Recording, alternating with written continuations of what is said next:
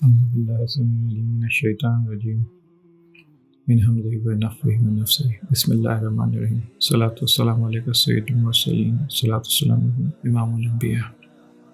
کتاب ہے مکاشفۃ القلوب، چیپٹر نمبر 25، امام غزالی رحمۃ اللہ علیہ کی لکھی ہوئی۔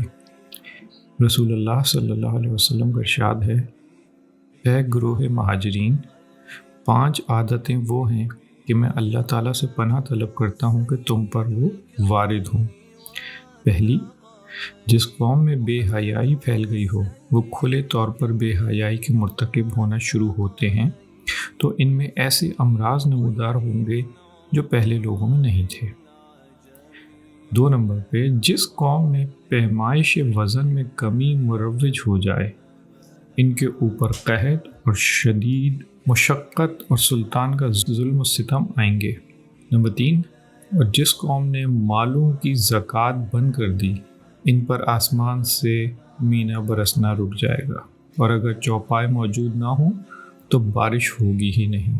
نمبر 4، جس قوم نے عہد الہی اور رسول اللہ صلی اللہ علیہ وسلم کے عہد کو توڑ دیا، مراد یہ کہ قرآن اور حدیث شریف پر ایمان اور عمل ترک کر دیا، اس پر دشمن کو مسلط کیا جائے گا اور ان کے قبضے میں موجود ہر چیز ان سے چھین لی جائے گی۔